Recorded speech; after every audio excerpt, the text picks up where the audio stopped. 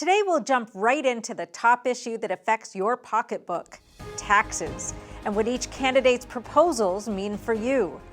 Then we switch gears entirely and move to a hot-button topic, race relations in America, hopefully in a way that will give you some insight into the different ways people think about this critical issue. A big theme of the Trump presidency, at least until the pandemic, was tax reform. And former Vice President Joe Biden has also made it a priority on his platform.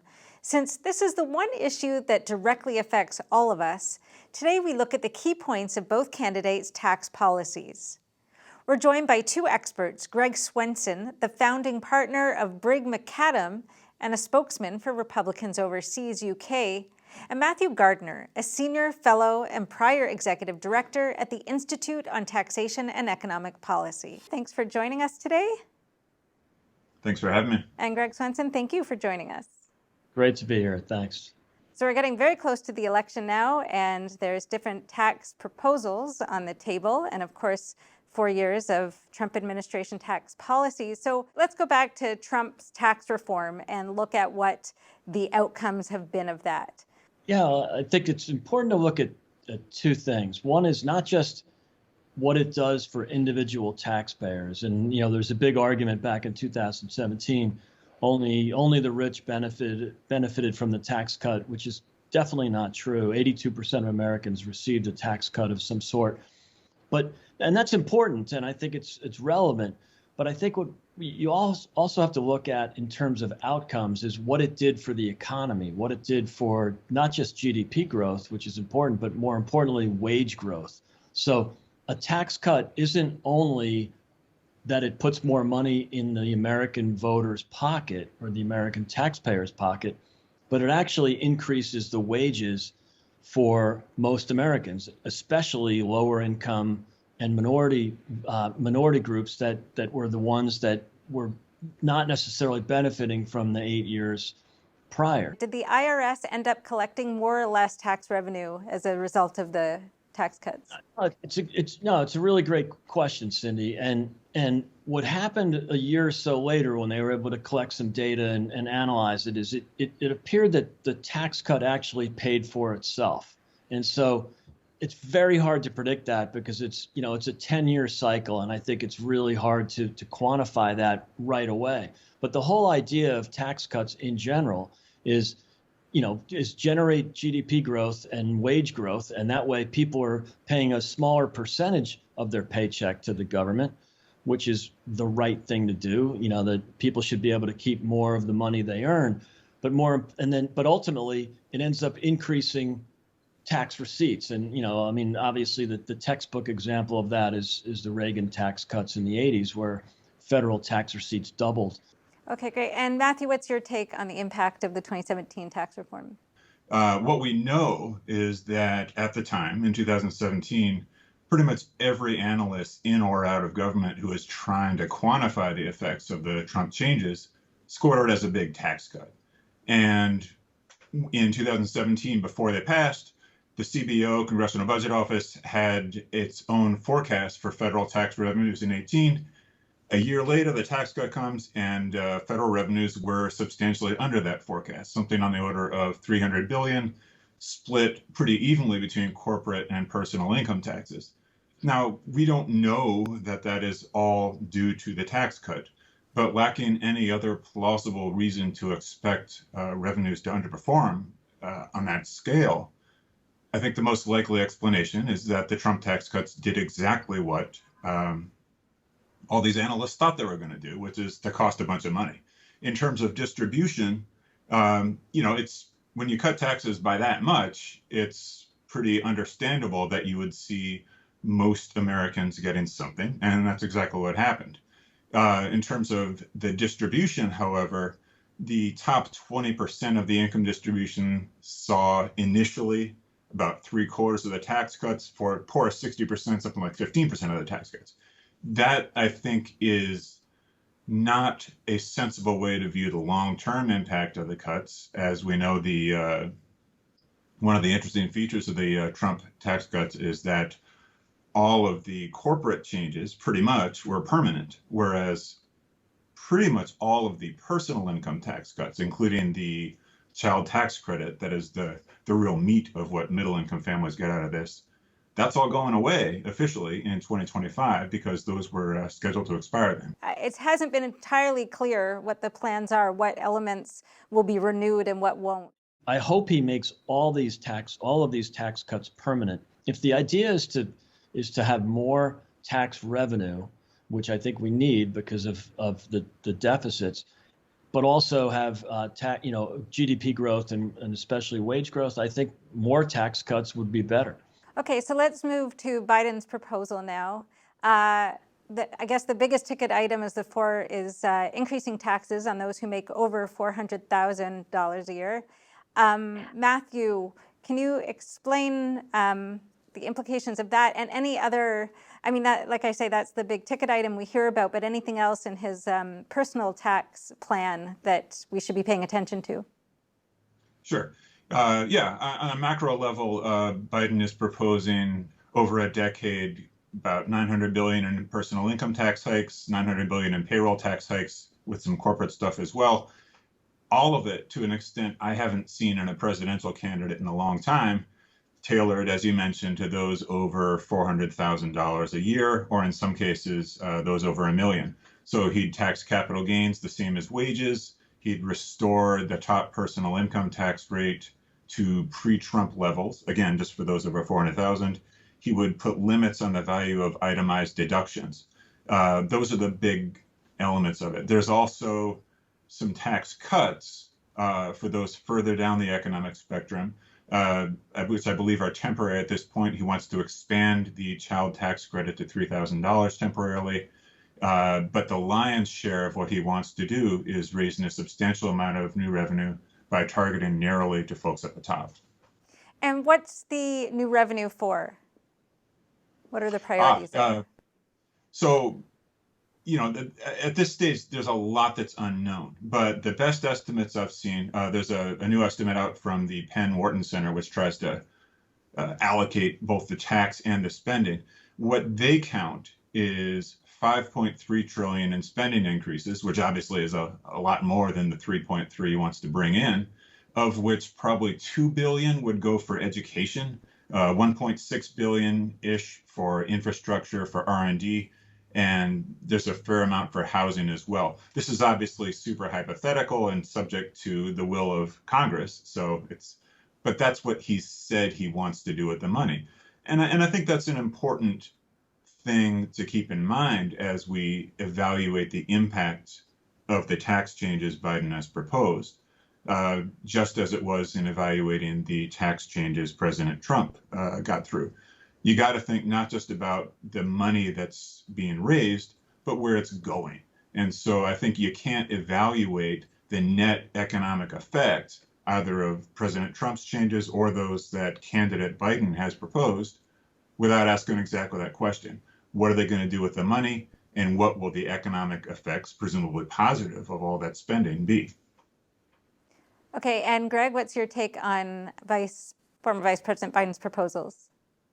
I mean, I think in any moment, I would argue that the more money you take out of the private sector and allocate into the public sector, into government, is a mistake, but especially during challenging economic times. Look, I go back to Churchill on this. Trying to tax your way into prosperity is like trying to lift yourself out of a bucket when you're standing in it. It's bad timing. And I would hope that at the very least, President Biden could argue that let's get out of the recession, or let's get through these challenges first. Let's get back to full employment. Let's get back to wage growth. And then maybe consider some tax increases to address the deficit. Okay, so that's a good time to move on to corporate taxes, because obviously the two are very intertwined. So President Trump cut corporate tax rate from 35% to 20%, and candidate Biden is proposing to raise it back to 28%. So Matthew, what are the reasons for that, and what would be the outcomes? The argument in favor of a greater role for corporate income taxes, whether you do it by hiking the rate or by broadening the base, is that these taxes are historically low that they are, in theory, narrowly tailored towards taxing businesses that are doing well, and that the corporate income tax, when it's healthy, is a vital part of our tax system in terms of bringing in revenue.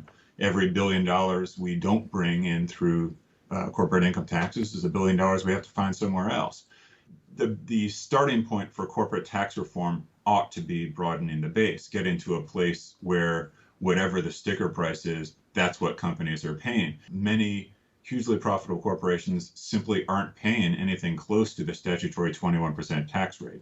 So, Biden has a proposal that would have a minimum tax on financial income that is designed to avoid a situation in which companies aren't paying any tax. I think that is certainly a helpful counterpoint to simply increasing the rate as he wants to do.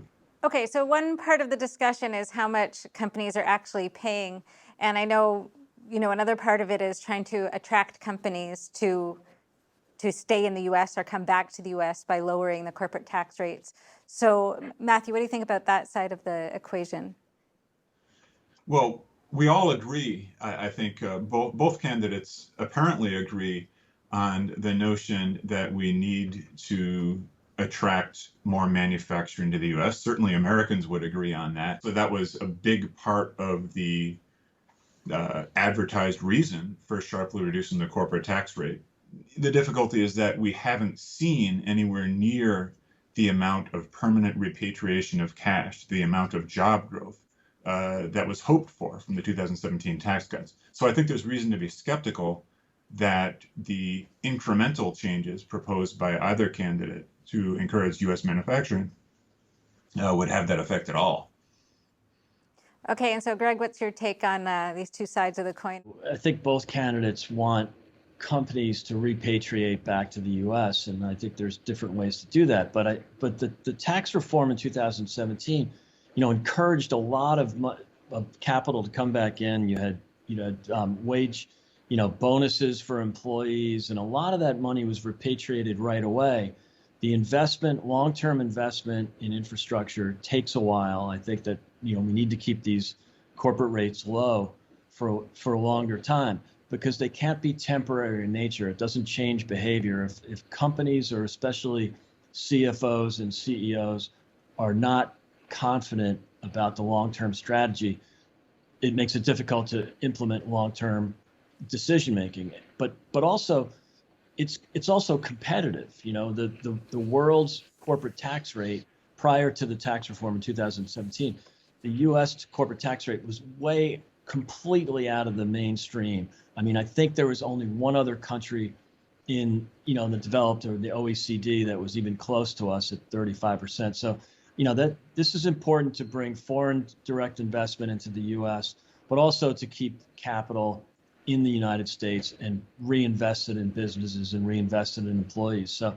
it's really, I find it very difficult to make an argument for higher corporate taxes, especially because they're often or most of the time passed on to the consumers and the workers for that matter. So it not only does it stifle wage growth, but it stifles job creation. And I don't think anybody wants that. Okay, so we have to wrap up, but I just want you to finish on one final comment for me. Given the massive deficits that we've been running in the COVID crisis, what do you think the number one priority should be to deal with that? Well, I'm pinching myself saying this, but if there's been a time in the past decade when we ought not to be especially worried about deficits, this would be that time. Interest rates are low. We have the capacity to borrow as a nation. We have just really dire needs on the spending side in terms of stimulus to help us get us through the situation we're in right now. It is painful to me to look at our long history of not balancing budgets. We haven't had a balanced budget since the end of the Clinton years, 20 years ago. And it's pretty clear to me that the Trump tax cuts dug that hole deeper, made it harder to get out of this moment. But I don't think this is the moment for us to be focusing on reducing the debt. As catastrophically huge as the $3 trillion budget deficit we just saw in this past fiscal year is, never had anything like it. It's a catastrophic situation. What we need to focus on right now is building a blueprint for structural tax reform for the long run.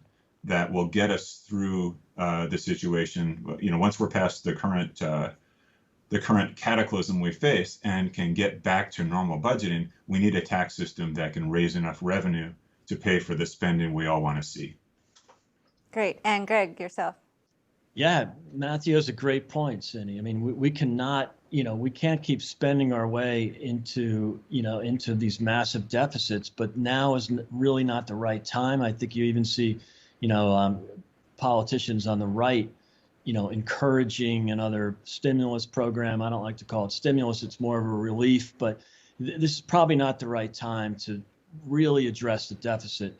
What's important is to expand the base, to keep businesses operating, and then at some point address spending more so than addressing revenues, address both, perhaps in 6 or 12 months. I think that's a great idea. Great. Thank you both so much for joining us today. Thanks, Cindy. Thanks for having me. Coming up after the break, we talk about an issue that's impossible for anyone to ignore: race relations in America. But first, here's America Q&A.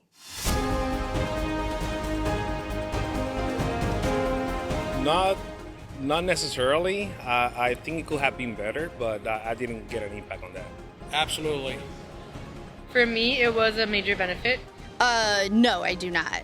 No, I don't feel I get more money at this time. Yeah, I did. It showed that a lot of the taxes lowered. No, I didn't benefit from it. Personally, I've not. Honestly, in all honesty, no, not really. No, we didn't really feel much of an impact from that. Definitely help me employ more people. I'm a school teacher and I pay more taxes. I don't. No. We still have a long way to go in order to get any benefit out of our taxes. Racial tensions are consistency in the story of America, from slavery and the Civil War to Jim Crow laws and the Civil Rights Movement to Black Lives Matter today. It's a complex story spanning hundreds of years, and there's no one reality that can possibly encompass countless personal experiences. We're going to look at a snapshot of Black America today from a few different vantage points, in the hopes of better understanding why people have such different views on this critical issue for all Americans. First, we talked to Bob Woodson, a veteran of the Civil Rights Movement and a founder and president of the Woodson Center, which focuses on transforming troubled neighborhoods from the inside out. Bob has worked tirelessly on these issues for 6 decades, and we'll hear what he says about why disparities exist between Black and white communities in America. Bob Woodson, thank you so much for joining us today. Pleased to be here. So I'd like to start by just getting you to characterize for us what your view is of the history of Blacks in America. What's the story? Well, I think, unfortunately, of late, people want to portray the story of Black America as defined strictly by slavery, Jim Crow, and all of the other oppressive circumstances that we've suffered. And this is, in fact, a part of our history. But it is an incomplete history because it fails to acknowledge those who valiantly fought against oppression in the form of resilience, perseverance, to achieve success in life for themselves and their families. There were some Blacks, for instance, who were born slaves, who died millionaires. This is an important part of Black America's history that does not get represented today when the concentration is all on grievance. So why do you think the focus is so much on grievance? Because of late, I think there have been people who have, I think, hijacked the rich legacy of the Civil Rights Movement in wake of the killing of George Floyd. Everybody, left and right of center, will agree that this was an egregious event. What people did is extrapolate from this incident and then use it to paint all of the police in America as being complicit in these kinds of events. And therefore, they led a demonstration that was supposed to be pursuing social justice for Black America. But soon, the protesters that were peaceful turned violent, And many of the peaceful protesters failed to separate themselves from the violent protesters. They have been hijacked by people on the extreme left who saw an opportunity to really migrate from seeking social justice for Floyd to burning Bibles in Portland, Oregon, to desecrating a Christian cross, to saying it's a symbol of white supremacy. They went on to burn the American flag, tearing down the statues of not only Lincoln Roosevelt, but also Frederick Douglass as well. And so I think that this so-called movement for social justice has nothing to do with improving conditions for Blacks. If you look at the demands that they are making, defund the police. Well, poll after poll indicate that 80% of Black Americans are opposed to defunding the police. And yet you would never know that because many of the advocates for defunding the police live in safe, secure community themselves and don't have to suffer the consequence of what they're advocating. A handful of unarmed Blacks have been shot, but the social justice advocates act as if it's an epidemic. 7,000 have been killed by other Blacks, but they're silent when it comes to the larger issue of Black-on-Black crime and Black-on-Black violence. So granted, there haven't been that many actual, fatal shootings or, shooting incidents between white police and Black citizens. But what about the allegations that there's systemic racism, that Blacks are pulled over, for example, at a much higher proportion, and those kinds of things? There's just a lot more negative interactions. Is that true? The reality is Blacks are 13% of the population, yet they account for over 50% of the murders. Washington, D.C., Blacks are about 46% of the population. We had 136 violent carjackings in D.C. Every one was a young Black person. And so wouldn't you then therefore conclude that Blacks are going to be then pulled over in disproportionate numbers? So why do you think Blacks are committing more crimes? I just think that because of the absence of fathers in the homes. This was not always true. There are naysayers on the other side who claim that the problems of Black-on-Black crime and all these other high unemployment, drug addiction represents the legacy of slavery and discrimination. Well, this is patently untrue. If you look at Black America between 1930 and 1940, when racial discrimination was enshrined in law, we had no political representation. So you got virulent racism, no political representation, poverty rates twice, 3 times with whites. Even in that situation, Black marriage rate was higher than any other group in society. Elderly people could walk safely in their communities without being fear of being mugged by their grandchildren. So if doing de jure segregation, we were not committing crimes, but this crime surge occurred as the disintegration of the Black family became in the 60s. Up until 1965, 85% of all Black families had a man and a woman raising children. And people were under control. We did not have this epidemic of Black-on-Black violence. But as welfare began to dominate, we flooded into the welfare system. You saw women were paid not to marry, and marriage was penalized. And as a consequence of this tearing apart of the family, you saw school dropout rates increase, violent offenses increase. So I think it's directly related to the decline in the Black family and also the decline in religion in the community as well. So it sounds like it's sort of a moral decline, and as well as, introduction of more welfare state policies. So why has this disproportionately affected the Black population, Black communities?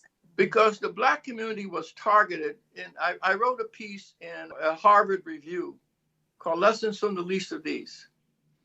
And in there, I traced what happened at Columbia University School of Social Work. A couple, social scientists, Cloud and Piven, wrote a paper. They were socialists. And one of the things they said we need to do is show the the hypocrisy of the free enterprise system by bankrupting it. So what they said we need to do following the Watch riot is that we need to recruit blacks into the welfare system.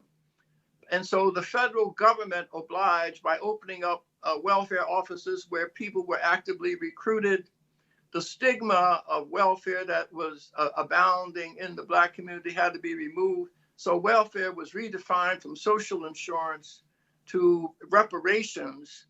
And blacks were encouraged to come into the welfare system because welfare benefits became more generous. And all the restrictions of declaring paternity were relaxed. In fact, lawsuits were filed saying that it was a violation of a woman's privacy rights to be asked who the father of the baby was. So all of these combined forces result in about 3 to 4 million people coming into the welfare system over a course of 3 years, at a time when the unemployment rate in New York was under 4% for black men. So it was just the rapid decline, expansion of the welfare state, the cultural degrading of two-parent households. All of these forces did what Cloud and Pribben predicted. It would result in an increase in pathologies, dropout rates would occur, drug addiction, violence would increase. All of those social predictors all came to fruition. We've spent $22 trillion on programs like that, where 70 cents of every dollar doesn't go to the poor, but those who serve poor people. So we created a commodity out of poor people. And so that's why we're in this sad state that we're in today. So if black communities were specifically targeted with these actions, isn't that systemic racism? I mean, you can call it systemic racism, but what is systemic racism? If racism were the culprit, then why are blacks failing in systems run by their own people for the last 50 years?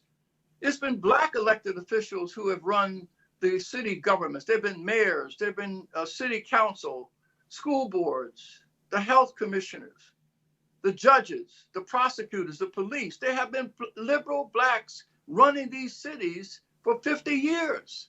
So to avoid having to answer these inconvenient questions, what you do is say, oh, it's systemic racism. Well, what does that mean? That means white people are so powerful that they can cause blacks to miseducate their children in systems run by their own people? And if an institution, tell me what the solution is, and tell me how that solution can cause black communities to become safer and healthier. Labeling something systemic racism is a way of dismissing it. It's a way of saying it's beyond our control, and all we can do is get paid to manage the problem. Okay, so what are your solutions to the problem? My solutions, first of all, black people need to stop talking about white people for 2 years. There should be a moratorium on talking about the problems are external. We need to do what we did under segregation. When we were denied access to restaurants, we created our own. When we were denied access to education, we created 5,000 Rosenwald Booker T schools. We studied harder, we worked harder. And as a consequence, we closed the education gap between 1920 and 1940 in the South from 3 years to 6 months. We need to go back to that history of how we achieved under these horrible racial circumstances and say, what are the lessons that we can then import to today and do under conditions today what we did back then? What the Woodson Center is doing is going around and working with neighborhood leaders in communities like a place called Kenilworth Parkside, where the Woodson Center for 15 years worked with a group of residents. They took over this public housing development, drove the drug dealers out, began to take ownership of their community, created small businesses. They sent 615 black young people to college from this one public housing project. Bob Woodson, thank you so much for joining us today. Thank you. Next, we talk to Will Pierce, who has a fundamentally different perspective on racial inequality and how we got here. Will is a political consultant who worked on Bernie Sanders' campaign and was the executive director for Draft Biden 2016. He's also worked for Illinois Governor J.B. Pritzker and Chicago Mayor Lori Lightfoot. Thank you for joining us today. Thank you very much, Cindy, for having me. So I'd like to just start by asking you to characterize how you see the history of Blacks in America. Yeah, absolutely. I think the history of Black America can and should be told with two different perspectives. The first side is a story of triumph, and the other story is a story of cruelty or pain. The triumph, pretty much a community that has been able to overcome a lot with a lot of adversities that were thrown at them. And the cruelty and pain, we all learn about it in history, slavery, and everything that happened in the civil rights movement, but it goes beyond that into contemporary history as well. When you look at what's happening with Emmett Till, Trayvon Martin, if you look at Breonna Gray, all those stories all add up. And basically, when you put both of those stories together, I think that's, you see a story of triumph overall. On top of that, though, if you look at it, Cindy, real quick, in modern day history, you'll see a community that is getting the blunt end of everything that's going on right now. When you look at COVID-19, it vastly affects more African Americans, as well as the high unemployment right now. In terms of going to the history for a minute, critics will say that things have progressed considerably since slavery and Jim Crow. The critics ask, why is it that the focus is on small amounts of incidences, the grievances, instead of maybe those positive interactions that are happening daily? I think it's because if you look at the overall criminal justice system, you vastly see African-American men at a younger age go to prison, go to jail longer. And you and I both know that once you get into the criminal justice system, it's much harder to become a productive member of society. When you get out of prison, now you have a record. You may have a felony or you may have a misdemeanor on your record. Now you're going to have to go out and try to get a job. And that's how the revolving door of the criminal justice and systemic racism just comes to be, because once you get into the system, it's hard to get out. When you also look at our history overall, we have in the United States, you have a history of redlining. So here you have a community that just because of this color of their skin and also where they live, they cannot get access to credit and other financial services. They cannot get the one up. They cannot move up in society overall because of that. Okay, great. So that brings up 2 points. So I'll take them one at a time. So one, why are there more young Black men in the prison system? I think it just goes back to the systemic racism. Look at the fact. Look at if you live in a community where you do not get the same opportunities that you may if you live in the suburbs. If you also look at just some systemic racism, just overall, just because someone is walking down the street and they're an African American male and they have a hoodie on, they can get classified for that. But then on top of that, you also look at the education system as well. And then one thing that you see as well is you do not see the investment in inner city schools as you do in the suburbs. So if you do not have the education investment early on, then you already have 2 strikes against you because of the community you live in and because of the color of your skin. 3 strikes and you're out, and here you are, you're an 18-year-old kid just out of high school. You do not have a job. You do not have that much going on for you, and it's just pretty much setting up setting them up for failure just from right when they get out of high school. So one of the discussion points is why the communities are this way. There's been a lot of money put into welfare programs and those kinds of things over the last 40 years, and a lot of these are administrated and run by Black mayors and counselors and all of that. So why is the situation the way it is today? So one quote I'd just like to say from a mentor that he said early on to me, equality does not mean equal. It means having a level playing field overall. Just because of social services programs or just because of welfare, that's not enough. I'm a strong supporter of reparations, and not just reparations just in the form of a cash bonus, but also in affirmative action, also in programs that ensure that African Americans can get an equal level playing field. Welfare and all that, that's all good and everything, but that only helps a small segment of the population. Myself, for example, when I grew up, I did not grow up in an inner city community. I grew up in a middle class community, but I was not allowed to have access to a lot of the inner city programs. So when some critics say, oh, well, there's welfare. No, I'm not. I came from a middle class family. My father worked a government job. My mother worked a night job. So it's just not, you can't just put welfare as the overall program that's just going to solve this issue. You have to have programs that affect both sides of the issue. What was it that made you successful when other people, when you're saying by the numbers, can't be? I think for me, I was lucky. I came from a two-parent household. If you look at the numbers, not a lot of African Americans not a lot of them come from a two-parent household. I was also lucky in the fact that because of me, I joined the military. A lot of African Americans, a lot of people of color do join the military, but that's just not thing. Like if you're getting out of high school, you should not just have to defend your country in order to be given equal rights and also have a level playing field. Interesting that you said about the two-parent household. Do you see that as a big factor in the problems in the Black communities today? I see it as a contributing factor, but not an overall problem. It all goes back to the same problem overall: systemic racism and also the criminal justice system. So if you're a child and your father, let's just say just hypothetically, your father is in prison because of the system overall, and your mother does not comes from the same community where you're raised as well, it's just going to create an overall. It's just going to create a domino effect overall, and it's just going to keep affecting future generations. So, can you quickly define for me how you see systemic racism? What is it? I see systemic racism overall in redlining. I see systemic racism in the fact that basically just with the criminal justice system as all. I see it with funding from the federal government going down to the state government and local government. I see it as well with voting. Right now, we're in a very important election. If you look at what's going on right now in some inner cities, and you see the lines going out the door and around the block and wrapping around the block again because communities are not investing in early voting cities, all this is affects overall, and basically it just creates a culture overall of systemic racism. And so what can be done about it?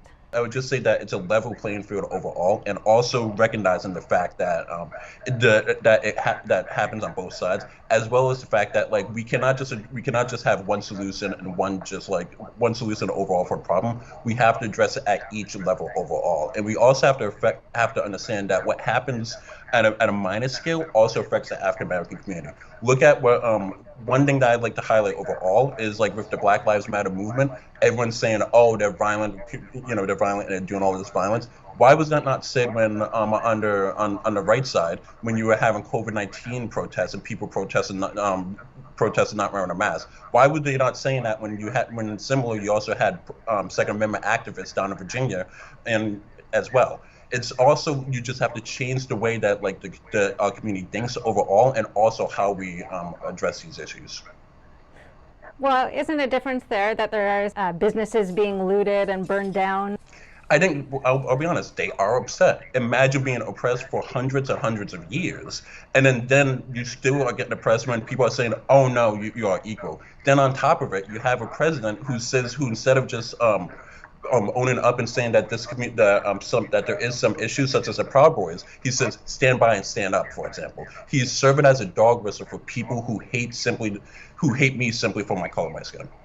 Personally, I do not believe in violence, but some people, just imagine living that day in and day out and having your neighbors, your brothers, your sisters, your mom, your dad killed just because of the color of their skin. I would be upset. I'm personally not a supporter of violence, but basically they are upset. And the thing is, instead of a community sitting here and saying, okay, how can we solve this? How can we get this? Instead, they're attacking them because they are rightly upset. Concretely, what do you think can be done to address it? Because one of the interesting things after George Floyd's death is that all segments of society went out and protested and wanted social justice. Everybody condemned what happened exactly with his death. So why did that lead to these widespread protests when there seemed to be this consensus that it was wrong, very, very wrong? Because this is what happens. So you have a case of violence like that, and then you have the community, and you have a nation who says, this is terrible, how are we going to address it?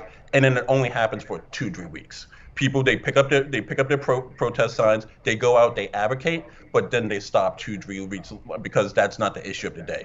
What has to happen is we have to instead have a elongated plan. We have to have an overall effort, and not just because of one violent situation that happened or one violent death that happened over here, but we have to create a elongated plan and figure out, okay, how can we fix this and how can we address that? I'm not gonna lie, I personally do not know because, you know, it's such a great issue, but we have to, as a community and as a nation, realize that we have to stand together and we have to solve this, or else we're going to keep seeing issues like this over and over. So do you see that there's been progress over the march of history, or a stagnation since, I don't know, the 60s? I believe that there has been progress, but there's a lot more that we can do in the road to progress. And basically, that's what I believe that a lot of African Americans are upset about, because we have came so far during the civil rights era, but then we did slow down, and like now overall we are going back a little bit because of some of the issues that we saw back in the 50s and 60s are happening right now. So any further thoughts on these questions? Anything you think people need to understand the issue better? I think that, like I said earlier, Sydney, we have to overall address this issue instead of just picking up our protest signs, going down to protests here and there, and still until we address this issue overall as a nation and as individual communities, we're going to keep having issues of violence. Excellent. Well, thank you so much for joining us today. Thank you very much, Cindy. To round out the discussion on race in America, we next talk to Epoch Times senior investigative reporter Joshua Philipp. In his decade of research on topics like subversion and psychological warfare, Josh has studied the ideological underpinnings of different worldviews and brings unique perspective to this discussion. Joshua Philipp, thanks for joining us today. It's a real pleasure being here, Cindy. Thanks. So we just talked to two Black men who grew up in America and have two very different approaches or understandings of what the problems are in Black communities today, or that face Black America today. And I wanted to get your perspective on what you think kind of the underpinnings are, the thinking behind these two views that would come up with two such very different approaches. I think the biggest issue people talk over each other on is the basis of how do you deal with the problems in the world. Because both of them are observations about things that are wrong with the world. The question is, how do you deal with them? The conservative standpoint is the idea that you need to deal with it yourself. It is personal accountability. It's individual liberty. You yourself are responsible for making your own decisions.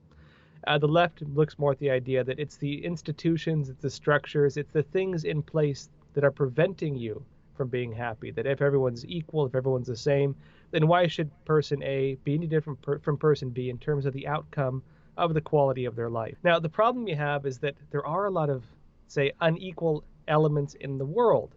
People treat each other badly sometimes.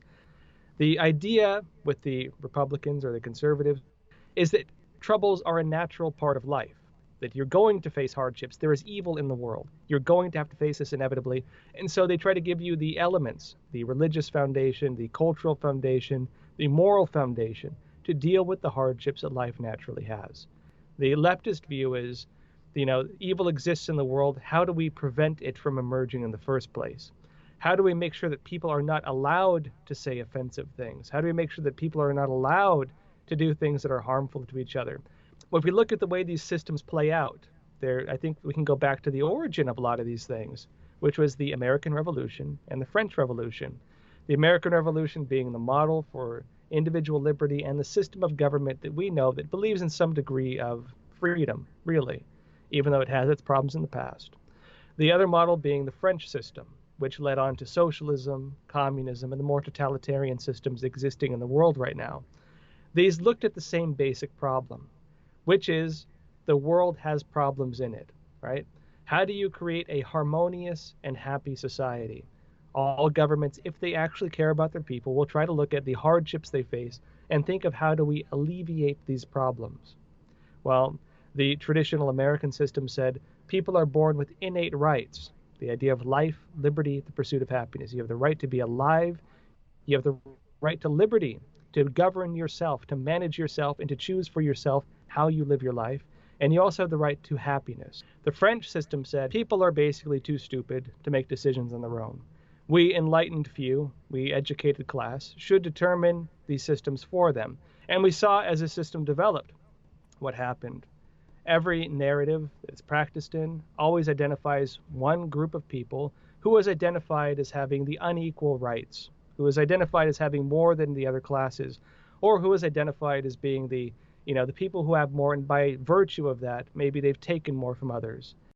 Okay, so let me just ask you, what if there is a group that is consistently getting the short end of the stick? What should be done in that case under the two different systems or ways of thinking? Well, there's different ways of looking at it. Again, if we look at the Western American system, the idea is that there's rule of law in place. And so if people have used, say, illegal or dishonest means of achieving it, you can bring lawsuits against them. You can charge them. And really, even if we look at the civil rights movement in the United States, a lot of that was handled through the court systems. A lot of that was handled through the political system when the people themselves brought challenges to it. Even the fight to end slavery was something that was brought to the attention of the government. People opposed it, and they fought a very bloody war to end it. And so when people see wrongdoing, they're able to do something about it. That is part of the American character. That is something that de Tocqueville noted that was unique of the Americans as opposed to like the French, that if a community found, hey, we need a bridge. Now in France, they would lobby the local government. They'd say, we need a bridge, go and build it for us. And it would take a very long time. And through the bureaucratic process, eventually, they'd build them a bridge. If Americans said, hey, we need a bridge, the community would say, let's get together and let's build our own bridge. It's the idea of who is responsible for you. Are you responsible for yourself, or is a totalitarian system in charge of your life? Are you able to make decisions for yourself? Are you able to pull yourself up and push yourself forward? Or do you need a government to do so for you?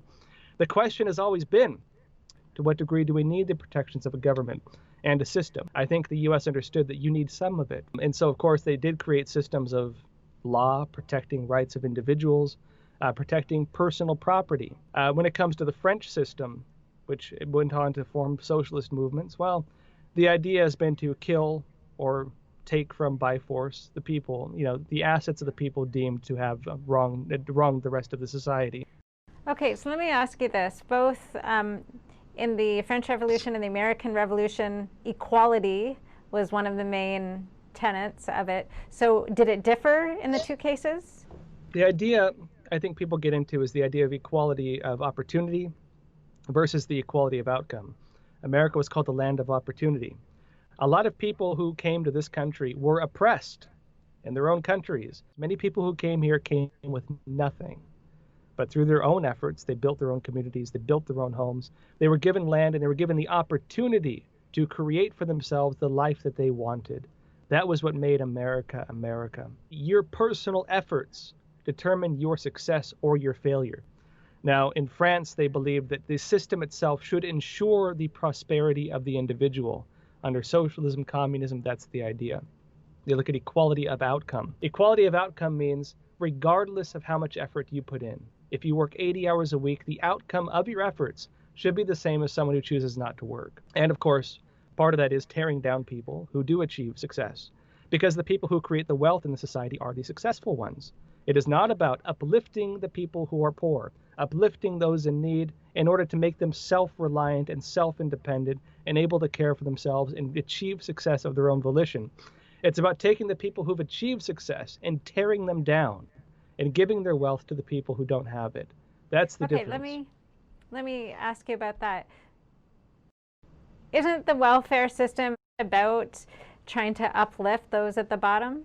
Well, this is one of the big issues in the West. I mean, a lot of these systems, a lot of people push for welfare and these things. They view it as something oftentimes they're doing out of goodwill. The question is, what is the impact? How does this actually impact communities? You find that people who get into it have a lot of trouble getting out of it. And you find that it has a generational impact where you manufacture impoverished societies generationally, where one generation gets on it, the next one's not getting out of it. You make sure that they stay at the bottom through systems like this because it is a system of dependence. It is not one that teaches you to rise up. It's not one that teaches you that you have the ability to become something greater than what you are. If you want more, you have to lobby the big state government to go and take more for you on their behalf. The idea is, what is the outcome? Is it actually uplifting people? Is it actually creating self-reliance and independence? Or is it creating dependence, where people are becoming dependent on a big state government that does not really have any hopes of lifting them out of the state that they're in? So quickly, because we need to wrap up, if you do have a genuinely disadvantaged group, whatever the history is, maybe it's slavery or something else, but they're genuinely disadvantaged, and you want to lift them up, how should that be approached from the conservative, non-social welfare point of view? Well, the idea is you encourage them. I mean, if you get every immigrant group that came to the United States started off with nothing. Every group that comes here starts off with nothing. You find a lot of people, even wealthy billionaires, who at some point in their life hit rock bottom and built their way up.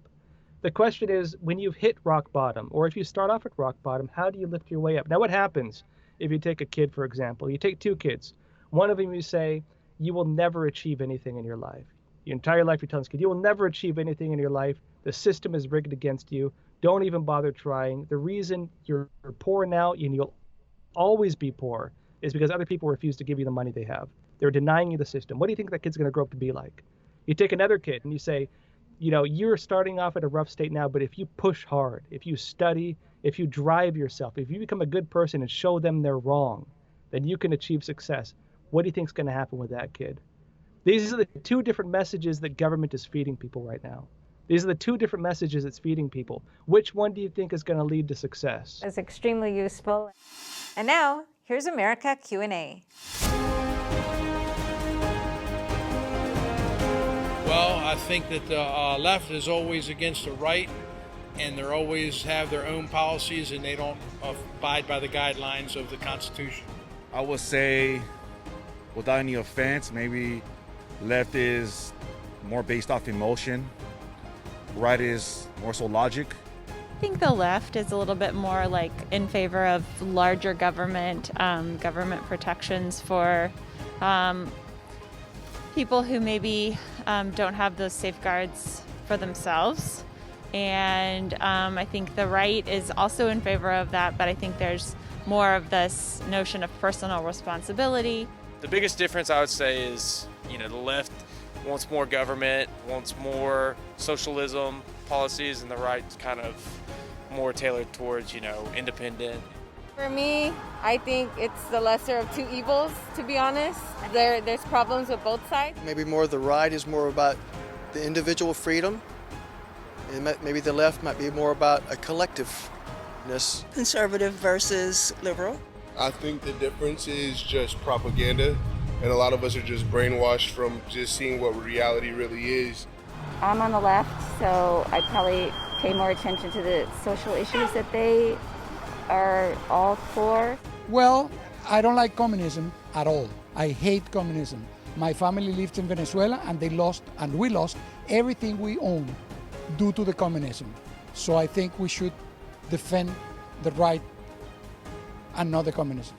So I think that on the right, you know, like all spectrum of political, there's the far right and the far left. The far left is like Marxism, communism, and the real socialistic programs. The far right would be to the other side of, you know, total capitalism, almost towards fascism now, and to just not have any social programs whatsoever. A lot of people in the left have lost reality. I think I'm not saying everybody, but most of the ones who are pushing the left, I think they're kind of losing the reality of life. And they're pushing something that they don't know anything about, and they don't know where it's going.